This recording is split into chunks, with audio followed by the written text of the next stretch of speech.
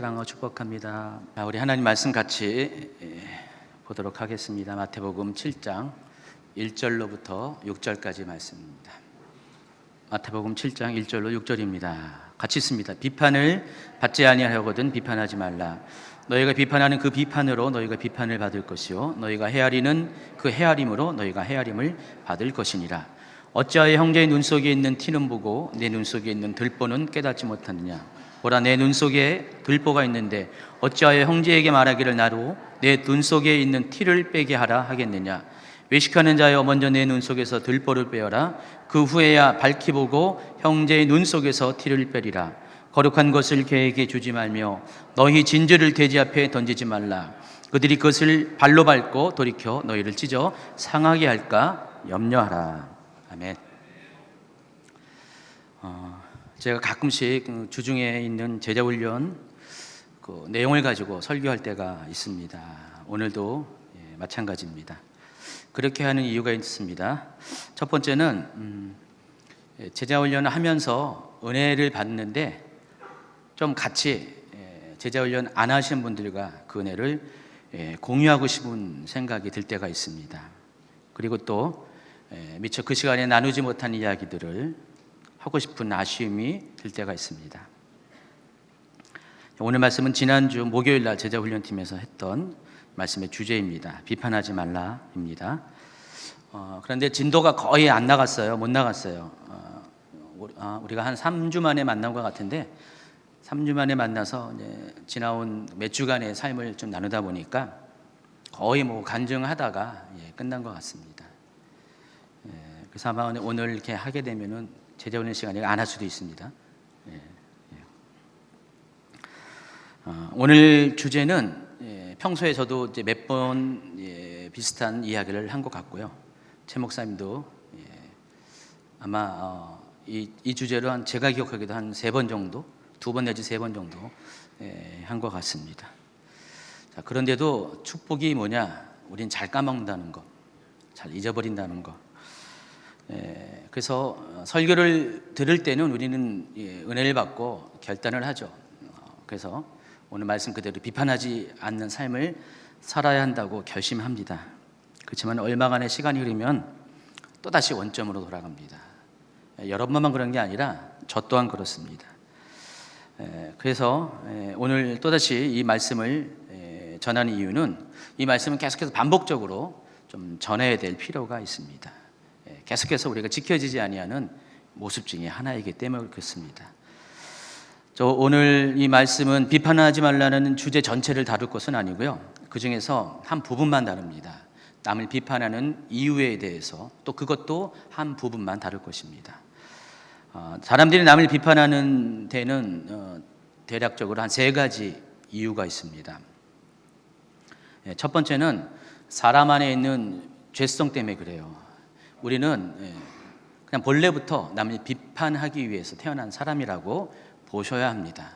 왜냐하면 우리 안에 있는 죄가 우리로 하여금 그렇게 우리의 삶을 이끌어 가기 때문에 그렇습니다. 많은 분들이 자기의 의지가, 자기의 이성이, 자기의 믿음이 자기를 컨트롤하지 못하면은 늘 우리는 자연적으로 아주 자연스럽게 남을 비판하는 그런 입을 가지고 행할 때가 많이 있습니다. 그래서 여러분이 이렇게 날마다 예수 그리스도의 보혈 앞에 엎드려야 되고 성령의 조명하심을 받아야 하지만 여러분이 비판하는 이 여러분의 행동에 대해서 조금씩 컨트롤이 가능합니다. 2번째는 상처 때문에 그렇습니다. 이 중에서 아무도 상처 없다, 나는 상처 없는 사람이라고 말할 사람 없을 것 같습니다. 또 사람이 다양하듯이 우리 안에 있는 상처도 굉장히 여러 종류의 상처가 많이 있습니다. 그런데 어떤 상처이든 공통점이 있는데 그것은 상처를 건드리면은 아프다는 것입니다. 여러분, 상처를 딱 건드렸는데 아프지 않은 사람이 있습니까? 그 사람이 이상한 사람이고요. 상처를 건들면은 당연히 아플 수밖에 없습니다. 그런데 그 아픔을 표현하는 여러 가지 방식 중에 하나가 내가 아픕니다 라는 것이 남을 비판하는 것으로 표현될 때가 있다는 것입니다. 그래서 동일한 장소, 동일한 사건 가운데 동일한 주제 있는데 어떤 사람은 그것에 대해서 상처를 받고 어떤 사람은 그것에 대해서 상처를 받지 않습니다. 제가 설교를 하다 보면은 어떤 사람은 은혜 받고요, 어떤 사람은 상처 받아요. 오늘도 똑같습니다. 제가 이제 오늘 이 말씀을 하다 보면은 은혜 받은 사람이 있을 거예요. 또 상처 받은 사람도 있습니다. 제가 어느 날부터 고민하다가 이 부분을 내려놓기로 했어요. 그래서 포기하고 그냥 할 말을 해야 된다. 주님 주신 말을 해야 된다는 생각도 해봤습니다. 왜냐하면 제가 상처받기 때문에. 정말이에요. 그래서 만약에 어떤 특정한 사람이 어떤 특정한 사건에 대해서 예민하게 반응을 한다면은 딴 사람은 멀쩡한데, 여러분 그런 사람들은 스스로 한번 자기 자신을 점검해 보세요. 내가 그 부분에 상처가 있는지 아닌지를 꼭 점검해 주시기 바랍니다. 어쨌든 목회를 하면 할수록 많은 시행착오가 있는데 시행착오 끝에 내린 결론은 바로 그런 것이에요. 교회는 정말 상처받은 영혼들이 모이는 곳이구나. 다 상처 덩어리들을 갖고 우리는 교회에 옵니다. 많은 분들이 교회에 대해서 실망을 하잖아요. 교회가 왜 저럴까? 교회는 거룩한 곳인 줄 알았는데, 온전한 사람만이 있는 곳인 줄 알았는데 왜 저럴까? 실은 우리가 온전해지는 과정 가운데 다 있는 것이지 100% 온전한 사람은 드물어요. 우린 다 못나고 부족하고 상처받고 또 모든 것들이 온전치 못한 가운데 우리는 교회 문을 두드리게 되고요. 또 그런 사람을 맞이하는 것이 교회입니다. 그래서 그러다 보면 시간이 가면 갈수록 우리는 하나님의 은혜로 인해서 또 말씀으로 인해서 또 성도들의 코이노니아를 통해서 조금씩 회복이 되는 것입니다. 특별히 제가 말씀드렸죠. 주임제 교회는 좀 더 상처받는 분들이 많이 오는 그런 곳입니다.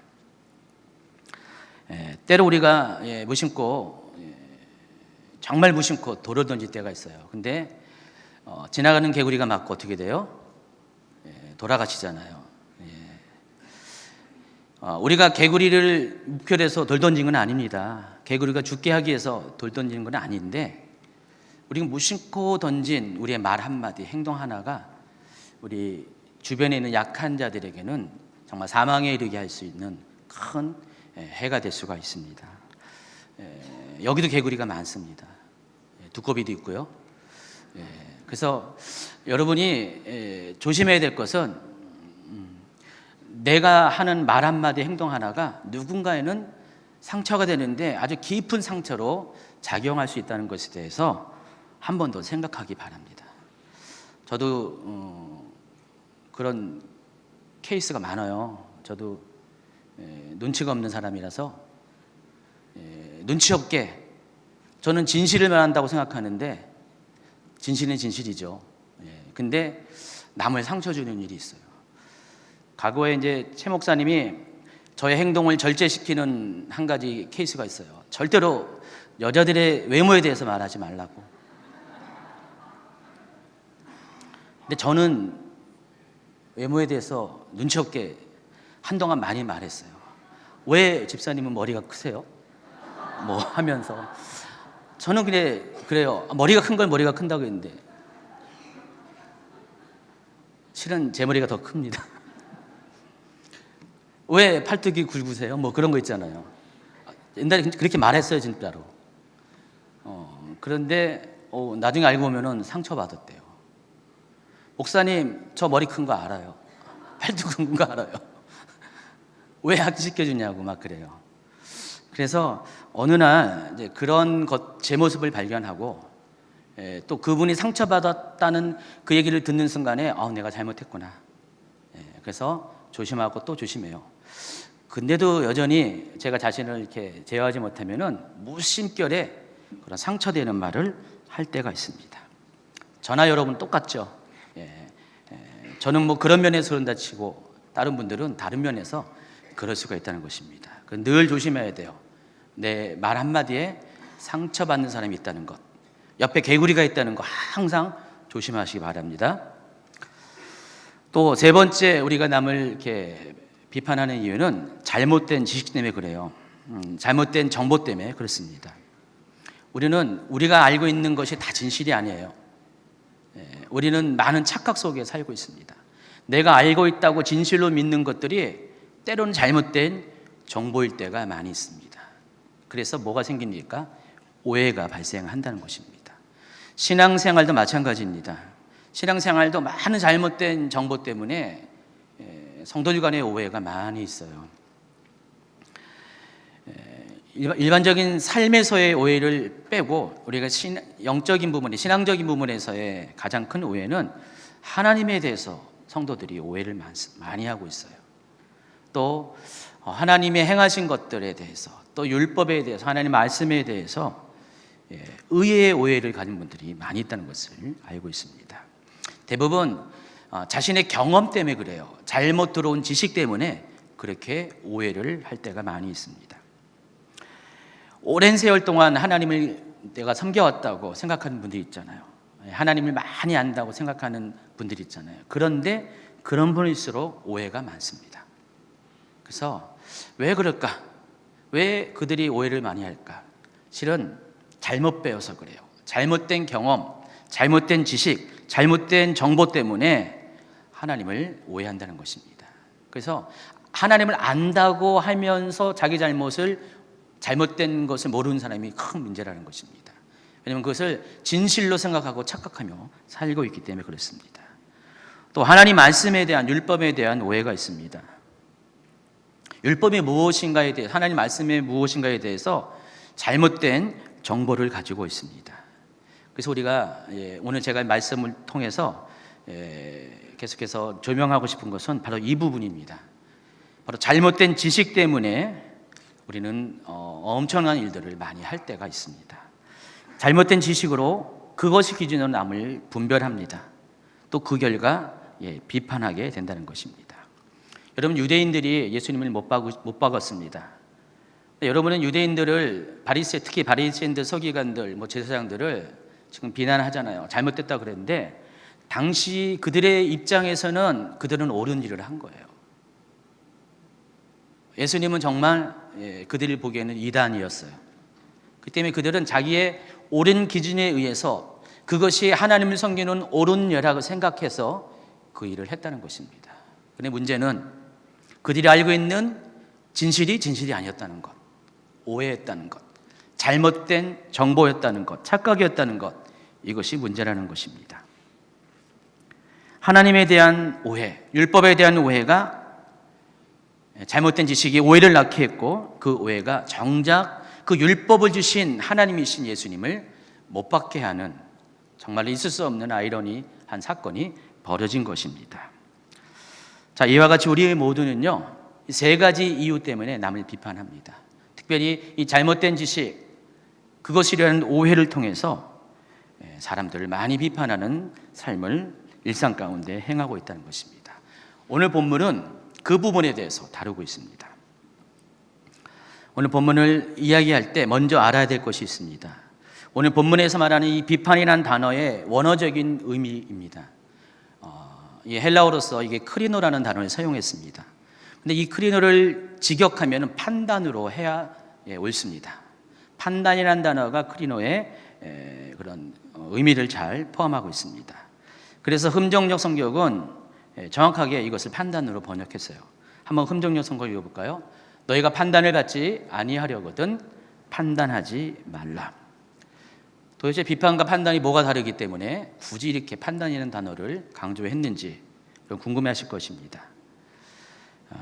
비판과 판단은 좀 구분되어질 단어입니다. 비판은 아주 객관적인 관점에서 사물의 옳고 그름을 분별하는 그런 행위를 말하는 것입니다. 여긴 주관적인 생각과 개인적인 감정이 없습니다. 그런데 판단은 그 목적 자체가 남을 비방하고 정죄하기 위한 것입니다. 한 가지 예를 들면은 정치권에서요, 어떨 때는 야당이 되고 어떨 때는 여당이 될 때가 있잖아요. 그런데 여당일 때와 야당일 때의 말이 달라요. 그럼 여러분 확인할 수 있잖아요. 똑같은 이야기인데 여당일 때는 그것에 대해서 두둔하고 감싸 안고 또 지지하는 발언을 하는데 야당이 되면은 180도 반대의 이야기를 합니다. 지금 여당이나 지금 야당이나 할 것 없이 똑같아요.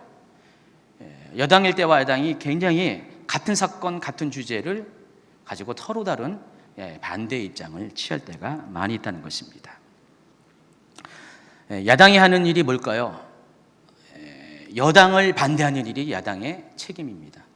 그것도 뭐 결과적으로는 좋은 의미로 작용할 수도 있지만은 문제는 비판을 위한 비판을 한다는 것입니다. 때로는 뭐 좋은 일에 협력도 해야 되는데 그러지 못할 때가 굉장히 많이 있습니다. 그래서 이럴 때 사용하는 단어가 크리노예요. 판단이에요. 그러니까 비판을 위한 비판, 정말 정죄를 목적으로 하는, 비난을 목적으로 하는 이 비판을 가리켜서 판단, 크리노라고 하는 것입니다. 그래서 이 판단과 비판은 좀 다른 의미가 있다는 것입니다. 예수님은 여러분에게 비판하지 말라고 하는 것이 아니에요. 정당한 비판은 여러분 해야 되죠. 예수님이 말하는 것은 아예 부정적으로 처음부터 비난하는 목적으로, 정죄를 목적으로, 반대를 위한 목적으로 하는 그 비판, 그 판단을 하지 말 것을 여러분에게 권면하시는 것입니다. 우리 한국 민족은 그런 판단의 영이 많이 있어요. 이 판단의 영은 분열케 하고요, 사회를 혼란케 합니다. 이게 아주 오랜 뿌리가 있는 것 같아요. 역사성이 있어요. 그래서 지금 우리 한국 사회가 굉장히 이 부분에 때문에 굉장히 아파하고 있습니다. 여러분이 나라를 위해서, 민족을 위해서, 국가를 위해서 기도할 때 여러 가지 많은 기도 제목 중에서 이 한국 땅에 있는 모든 판단의 영을 쫓아내는 기도를 하셔야 됩니다. 분열의 영은 떠날지어다, 판단의 영은 떠날지어다, 여러분 선포하면서 기도하셔야 됩니다. 우리 금요일마다 금요 기도할 때 이 부분을 꼭 기억하시고 하시기 바랍니다. 방금 전에 판단으로 번역된 이 크리노가 선입견과 관련되어 있다고 말씀을 했어요. 판단은 어떤 선입견에 사로잡혀서 무조건 남을 비판하는 것입니다. 그래서 이 판단의 근거는 선입견이에요. 왜 우리가 남을 판단할까? 선입견이 있기 때문에요. 그러니까 선입견을 다른 말로 말하면 잘못된 지식, 잘못된 정보라고 말하는 것입니다. 그러니까 여러분에게 잘못된 지식이 들어가면 그것이 편견, 선입견을 가져다 준다는 것입니다. 특히 오늘 말씀에서는 하나님에 대해서 그리고 율법에 대한 잘못된 지식이 사람에 대한 선입견을 가져다 주어서 남을 판단하게 한다는 것을 알게 합니다. 오늘 이렇게 말씀의 결론 부분인 6절을 같이 한번 읽도록 하겠습니다. 거룩한 것을 개에게 주지 말며 너희 진주를 돼지 앞에 던지지 말라. 그들이 그것을 발로 밟고 돌이켜 너희를 찢어 상하게 할까 염려하라 그랬습니다. 우린 두 가지를 좀 알아야 되는데, 거룩한 것과 진주가 의미하는 것이 무엇인가, 또 한 가지는 개화돼지가 의미하는 것이 무엇인가를 좀 알아야 됩니다. 직접적으로 이야기하면 이 거룩한 것, 진주가 의미하는 것은 한 가지입니다. 하나님 말씀이에요. 하나님 말씀은 거룩한 거죠. 진주와 같이 있는 것 맞죠? 그것을 예수님 당시에 이 말씀이 전해진 당시를 기준으로 하면 율법을 가리키는 것입니다. 여러분, 율법은 정말 본래 거룩한 것입니다. 귀한 것입니다. 좋은 것입니다.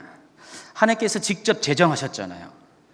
이 율법은 하나님께서 직접 주신 것이에요. 그래서 하나님부터 나온 것이기 때문에 거룩한 것입니다. 왜 주셨어요, 율법을? 사람을 위해서 그런 거예요. 여러분을 위해서 주신 것이 율법이라는 것입니다. 사람에게는 죄성이 있다고 했잖아요. 이 죄성은 이런 어떤 성질이 있습니다. 계속해서 죄를 짓고자 하는 그런 것들이 있어요. 한 번은 죄를 지면은 또 짓고요. 여러분 이렇게 위에서 눈이 이렇게 흘러내리면은 처음에는 조그만 눈덩이였다가 내려가면 내려갈수록 커지잖아요. 속도도 빨라지잖아요. 죄는 그런 경향성을 갖고 있습니다. 그래서 우리가 가만 놔두면은 우리의 죄 때문에 우리는 멸망의 길로 갈 수밖에 없습니다. 그래서 하나님께서는 우리로 하여금 멸망의 길로 가지 않게 하기 위해서 우리의 죄의 경향성을 가로막는 장벽으로서, 울타리로서 율법을 주신 것입니다. 그래서 율법의 가장 큰 역할은 사람들로 하여금 죄를 깨닫게 하고 분별하게 하고 결국 그 길로 가지 않도록 예방하는 목적이 있습니다. 사도 바울은 율법을 가리켜서 몽학 선생이라고 불렀어요. 몽학 선생은 이런 뜻입니다. 사도 바울 당시 로마 사람들, 귀족들은 자기 자녀들에게 어릴 때부터 자기 자녀들을 생활을 돌봐주고요, 옷 입히고 밥 먹이고 또 학교 가는 것 도와주고 때로는 수업도 좀 이렇게 가정교사처럼 가르쳐주고 하는 역할을 하는 전문 노예를 뒀어요. 노예가 다 무식한 게 아니라 그때 당시 의사들도 대부분 노예였잖아요. 좀 공부하는 노예를 그 아이에게 붙여가지고 성장할 때까지 가정교사처럼 돌봐주는 역할을 하는 사람이 있었습니다. 그들을 가리켜서 몽학 선생이라고 부릅니다. 자, 이처럼 율법은 예수 그리스도 통한 하나님의 의가 나타나기 전에, 그러니까 복음이 전파되기 전에 사람들로 하여금 범죄치 않고 하나님 뜻대로 살아가는 길을 인도하기 위해서 안내자 역할로 주신 것이 율법이라는 것입니다. 그렇지만 율법을 통해서 우리가 죄로부터 완전한 자유를 얻을 수가 없어요. 완전한 궁극적인 승리를 얻을 수가 없습니다. 오직 예수 그리스도 안에 있는 복음만이 율법을 넘어서 죄에서 자유를 가져다 주기 때문입니다. 그렇지만 복음도 중요하지만 율법도 소중한 것이에요. 왜냐하면 율법 자체도 그 목적이 우리를 사랑하신 하나님의 사랑의 결과물이기 때문에 그렇습니다. 율법이 없으면 여러분 죄를 알지 못하고 또 율법이 있기 때문에 사람들은 경계를 넘어서지 않게 됩니다. 그래서 율법은 울타리와 같다고 말씀드렸습니다. 좋은 것이에요. 자, 그런데 문제는 예수님 당시의 사람들, 특별히 바리새인, 서기관과 같은 율법을 맡은 자들이 그 율법에 대해서 잘 알지 못했다는 것입니다. 그러니까 율법에 대한 잘못된 지식을 갖고 있었어요. 잘못된 정보 때문에 율법을 오해하고 하나님을 오해했다는 것입니다. 그들이 가진 가장 큰 잘못된 지식, 정보, 그로 인한 오해는 무엇이냐? 바로 율법을 통해서 사람이 온전해질 수 있다는 착각에 빠졌다는 것입니다. 물론 이론적으로 율법을 통해서 율법을 100%다 지킬 수 있다면 우리는 온전한 사람이 될 수가 있어요. 그러나 그건 이론이죠. 여러분의 삶은 절대 그렇지 않습니다. 이 세상 어느 누구도 율법을 100% 지킬 수 있는 사람이 아무도 없다는 것입니다. 여러분 인정하죠? 바리새인들도 인정해요. 알고 있어요. 근데 그것을 입 밖으로 인정하기가 싫은 거예요. 그들에게는 다른 방법이 없고 대안이 없다 보니까 율법이 자신을 구원케 하는 신과 같은 존재가 됐습니다. 그래서 율법에 대해서 자꾸만 집착을 하는 거예요. 자기도 못 지키고 남도 못 지키는 것을 알면서도 그렇기 때문에 더욱더 율법을 지키고자 애를 쓰고 율법에 매이는 삶을 산다는 것입니다. 안 그러면 너무 불안하거든요. 그래서 율법에 목을 매는 삶을 살다 보니까 첫 번째는 자기 자신이 율법의 속박을 받게 되고요. 또 다른 사람들도 똑같이 율법의 그런 노예가 되게 만들어버렸습니다. 그래서 율법의 가장 중요한 핵심적인 가치인 하나님의 사랑이 빠져버리게 된 거예요. 그래서 하나님께서 율법을 주신 이유를 잃어버리게 되었습니다. 그들 손에 들려지는 율법은 그래서 회초리와 같이 사람들을 때리고 속박하는 도구가 되어버렸습니다. 여러분 똑같은 회초리지만은 정말 자녀를 사랑하는 부모 손에 회초리가 들려지면 어떻게 돼요? 사랑이 매잖아요. 그걸 통해서 자녀들이 변화받고 회복되잖아요. 그런데 그것이 사랑이 없는 자들 손에 있으면 어떻게 되죠? 사람을 체벌하고 또 속박시키는 그런 폭력이 되는 것입니다. 바리새인들이 그랬다는 것입니다. 그런 관점에서 사람들을 율법에 매이게 했고 자기 자신도 매이게 했고 결국은 그것을 통해서 어떻게 돼요? 예수님까지 못 받게 했다는 것입니다. 자, 개화대제에 대해서 설명하겠습니다. 개화대제는 유대인들이 율법을 모르는 이방인들을 멸시할 때 부르는 표현이었어요. 유대인들은 이방인들을 개 또는 돼지라고 취급을 했습니다. 그 이유가 있습니다. 율법을 모르기 때문에 그래요. 율법이 정말 거룩하고 존귀한 것이고 가치 있는 것인데 그것을 모르는 것은 짐승과 같다. 그렇게 여겼기 때문에 그렇다는 것입니다. 여러분, 개하고 돼지에게 진주를 줘봐요. 값비싼 금은 보석을 줘봐요. 개와 돼지가 그것에 대해서 아이고 감사합니다, 귀한 거 줬습니다, 그렇게 합니까? 절대 그러지 않습니다. 개와 돼지에게 가장 관심 있는 것은 오직 한 가지, 뭐죠? 먹는 거. 먹는 것입니다. 여러분, 강아지 키우는 분이 있잖아요. 저도 한 10몇 년을 강아지를 키웠는데 번번이 확인되는 거, 역시 개구나. 먹는 거 앞에는 어쩔 수 없는 거. 먹는 거에 대한 집중이 굉장히 강해요. 그래서 개와 돼지, 동물의 한계는 그런 거죠. 본능에 충실한 거죠. 제가 정말 이렇게 좋은 거 한번 줘봤는데 모르더라고요. 가치를 모르더라고요. 그때부터 안 줘요. 그래서 개와 돼지는 그렇구나라고 인정을 했습니다. 유대인들이 이방인들에 대해서 그렇게 생각했다는 것입니다. 유대인 보기에 이방인들은 하나님 말씀을 모르잖아요. 율법을 모르니까 정말 그들은 그들 보기엔 개와 돼지와 같은 삶을 사는 사람이라고 생각했습니다. 그래서 유대인들은 그 하나님 말씀을 모르는 이방인들을 굉장히 멸시할 수밖에 없었습니다. 자, 그런데 예수님께서는 오늘 말씀을 전하면서 유대인이 그토록 멸시하는 이방인처럼 유대인 또한 동일한 개와 돼지라는 것입니다. 왜 그럴까요? 이방인들이 개와 돼지 취급을 받는 이유는 하나님 말씀을 모르기 때문에 그렇죠. 유대인들이 예수님한테 그렇게 선언을 당한 것은 다른 것이 아니라 그들은 율법을 안다고 했지만은 정작 하나님이 주신 그 율법의 참 의미를 몰랐어요.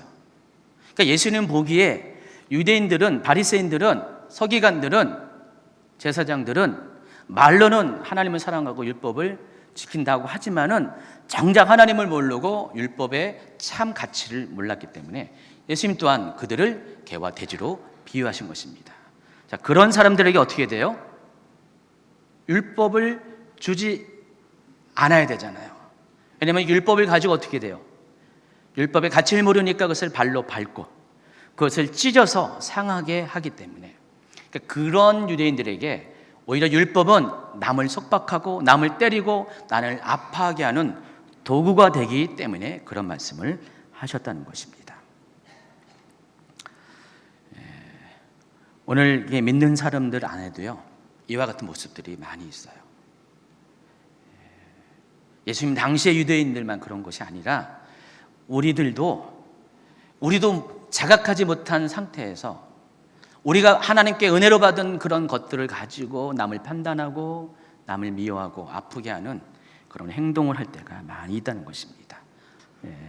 그래서 이 선입견의 사전적인 의미를 좀 아셔야 돼요. 선입견이란 어떤 대상에 대해서 이미 마음속에 가지고 있는 고정적인 관념이나 관점을 가리킵니다. 대부분의 선입견은요, 객관적인 어떤 판별의 분별의 기준이 아니라 자기가 경험한 것을 가지고 임의대로 어떤 사물이나 사람에 대해서 판단하는 것을 말하는 것입니다. 저는 선입견을 보다 쉽게 설명하기 위해서 이 안경이라는 도구를 사용하고자 합니다.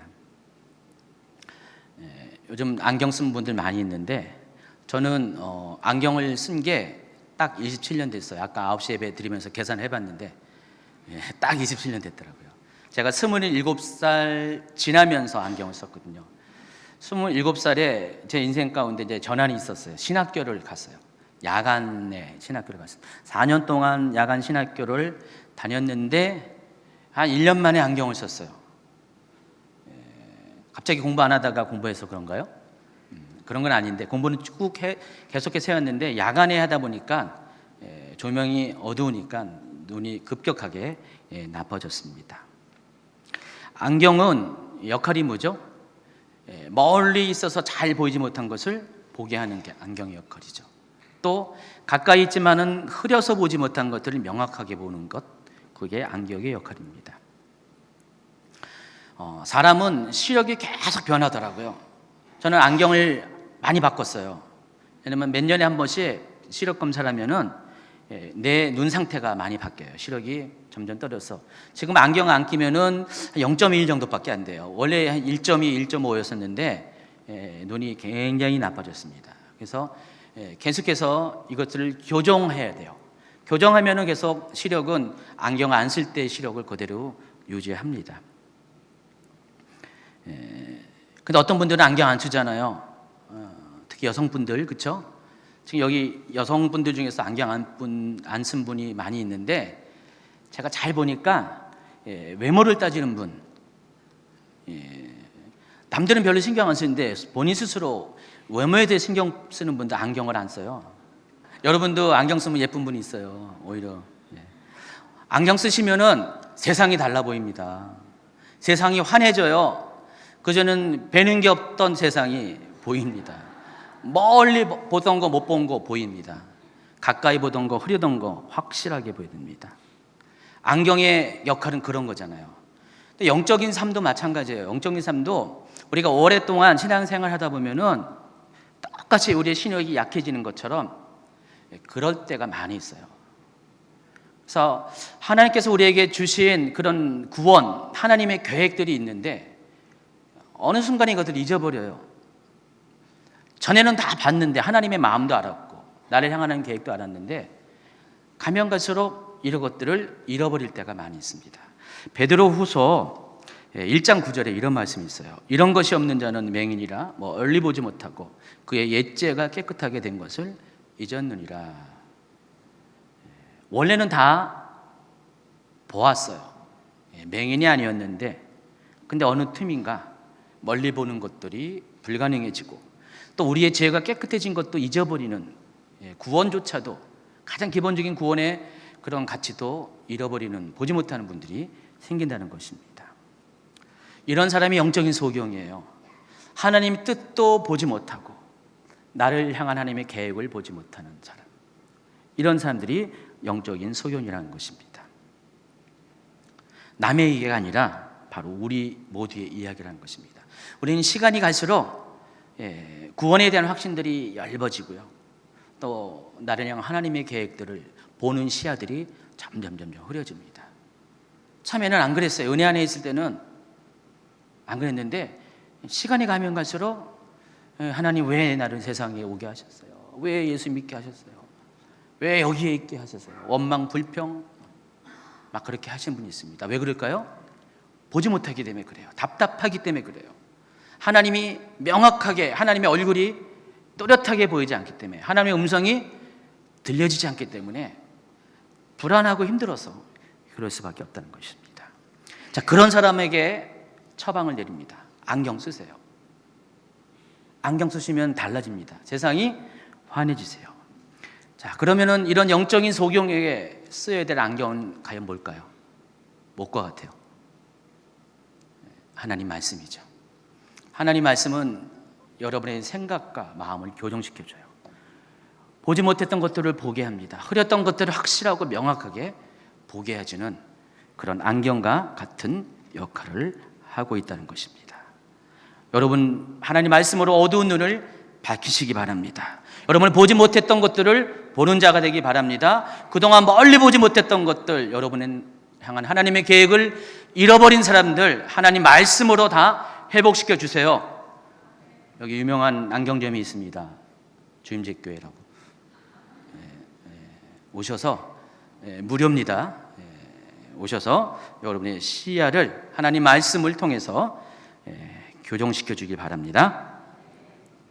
네, 오늘 정작 하고 싶은 말은 지금부터입니다. 그렇다고 해서 두렵고 떨지 마세요. 얼마 안 남았으니까. 오늘 주제와 관련돼서 제가 하고 싶은 이야기는 잘못된 안경에 관한 것입니다. 안경을 썼는데 그것이 잘못된 안경이라는 것입니다. 그래서 그 잘못된 안경이 뭐냐? 바로 요거예요. 요거 색안경, 선글라스가 잘못된 안경입니다. 원래 이 색안경의 목적은 뭐죠? 색을 입혀서 세상을 좀 다르게 보게 하는 것입니다. 원래는 좋은 목적으로 색안경을 만들었어요. 어떤 색을 입히냐에 따라서 세상이 달라 보이잖아요.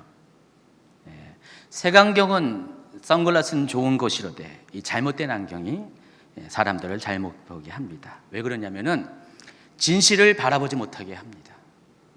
거짓된 세상을 진실로 착각하게 하기 때문에 그렇다는 것입니다. 이 색안경이 선입견이에요. 잘못된 지식이라는 것입니다. 여러분 무심코 이 색안경을 쓸 때가 있어요. 선입견을 가지고 사람을 바라볼 때가 많이 있다는 것입니다. 그러니까 선입견은 잘못된 지식과 잘못된 정보를 통해서 이 진실의 색을 입혀서 진실을 가리우고 진실이 아닌 것들을 진실로 대체하게 하는 그런 것들을 말하는 것입니다. 노란색을 입히면은 세상은 노랗게 보이고요. 빨간색을 입히면은 빨갛게 보입니다. 제가 젊었을 때, 청년 때 어느 날 헌금송을 했어요. 그때 당시 찬송가 361장 예수 나를 오라 하네, 뒷부분 어디든지 주와 함께 같이 가겠네. 헌금송을 딱 부르고 예배가 끝났거든 나왔어요. 근데 바깥에서 어느 분을 만났어요. 저한테 하는 말, 그래서 예수님 따라서 어디든지 간다 그랬지? 나랑 같이 전도하러 가자. 그분은 당시 이제 그 교회 안에서 전도팀 이제 팀장인데, 하여간 빨간 날만 되면은 팀을 이끌고 전국을 다니면서 전도하시는 분이에요. 나중에 따로 이제 단체를 만들어서 독립을 하셨는데, 하여간 그분의 머릿속에는 전도밖에 없어요. 근데 저는 그때 상처를 받았어요. 왜 그럴까요? 왠지 그게 비난의 말로 들린 거예요. 그래, 너 말로만 여기 예수님을 따라간다면서 전도도 못해? 이 나쁜 놈, 말은 안 했는데 그렇게 들렸다는 것입니다. 그분은 절대로 그런 의도로 말한 것이 아니었어요. 근데 저는 그렇게 받아들였어요. 실제로 우리는 어느 한 것에 집중하잖아요. 어떤 한 색깔의 안경을 쓰고 있으면은 저는 그것밖에 보이지 않을 때가 많이 있어요. 사람은 그것 갖고 다 판단한다니까요. 여러분, 기도 많이 하는 분들 무서운 분들이잖아요. 기도는 좋은 것이로되 기도가 사람을 판단하는 기준이 된다면은 무서운 것이 됩니다. 그러니까 기도하냐 안 하냐에 따라서 사람을 판단하는 거예요. 사람과 짐승이 달라지는 거예요. 기도하는 사람은 사람이고요, 기도 안 하면은 짐승이 돼요. 그분한테 모든 기도하는 사람이 그렇다는 게 아니라 그 중에서 일부 그렇게 잘못된 지식, 오해를 갖고 있는 분이 있다는 것입니다. 정말로 우리 가운데 그런 것이 있어요. 근데 그 결과는 그렇지 못한 사람들을 판단하는 것이고요, 또 그것 때문에 상처를 준다는 것입니다.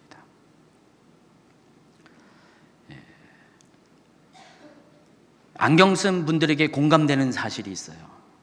뭐냐면은 때때로 저도 몇 번 겪었는데, 이렇게 세수를 할 때가 있잖아요. 얼굴에 씻을 때가 있는데 보통은 안경을 벗고 세수를 하는 게 정상이잖아요. 근데 갑자기 물을 탁 했는데 아차, 안경을 쓰고 있는 거예요. 제가 그런 적 없으세요? 있잖아요. 솔직해지세요. 그런 적 있잖아요. 이건 치매 증상도 아니에요. 걱정하지 마세요. 안경을 쓴 채로 세수할 때가 간혹 있어요. 왜 그럴까요? 너무 익숙하면 그래요. 안경을 오래 쓰다 보면은 내가 안경을 쓰고 있는지 안경이 나를 쓰고 있는지를 몰라요. 그래서 안경과 내가 하나가 되면은 그냥 안경 쓴 채로 세수를 할 때가 있다는 것입니다. 여러분, 색안경도요, 필요할 때는 써야죠. 선글라스도. 그렇지만은 너무 오래 쓰고 있다면 문제가 돼요. 내가 색안경을 쓰고 있다는 사실을 잊어버려요.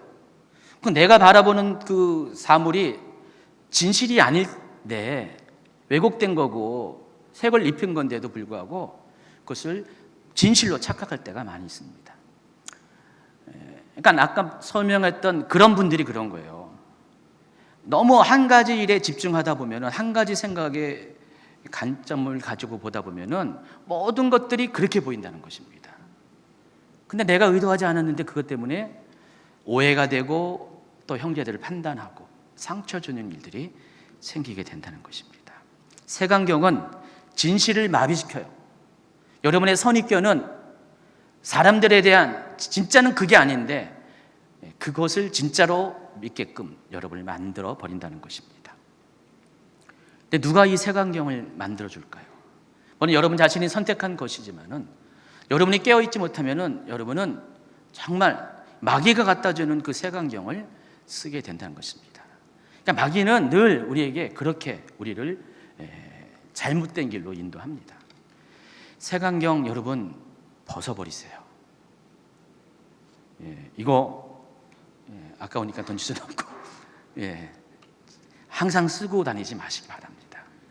여러분이 안에 색안경이 있다는 것을 확인하면은 반드시 이 색안경을 벗은 상태로 사물을 바라보셔야 한다는 것입니다. 제가 차를 타고 가는데 한 오랫동안 운전했어요.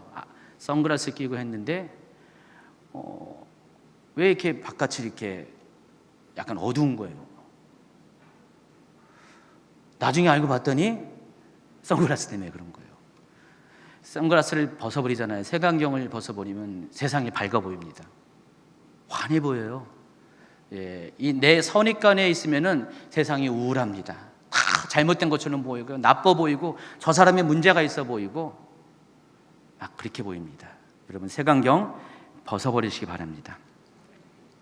오늘 본문 말씀 1절, 2절을 흠정력으로 읽어드리도록 하겠습니다. 얼마 안 남았습니다. 복음입니다. 너희가 판단을 받지 아니하려거든 판단하지 말라.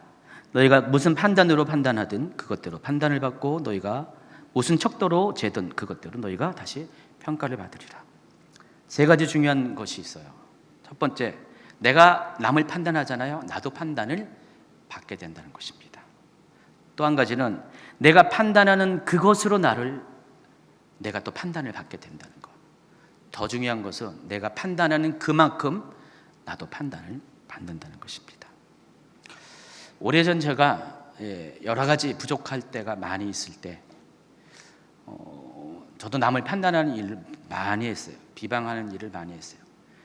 그렇게 안 보일 수 있을지 몰라도 실은 제 본 모습은 그래요. 판단을 많이 했어요. 왜 판단을 많이 하냐면은 저 또한 상처가 많이 있기 때문에 그래요. 사람에 대한, 권위자에 대한, 교회에 대한, 리더십에 대한 상처가 많이 있기 때문에 판단을 많이 했습니다. 근데 이 판단의 버릇이 목회자가 되면서도 막 판단을 많이 했어요. 특히 부교육자 시절 때 판단 많이 했습니다. 제가 13년을 부교육자 생활을 했잖아요. 아시는 분 아시죠? 아니죠? 더 했죠. 목사 안수 바꾸도 또 했으니까 한 16년 정도. 전도사 생활만 13년 하고 그리고 개척하기 전에 3년 정도는 그렇게 부교육자 생활하면서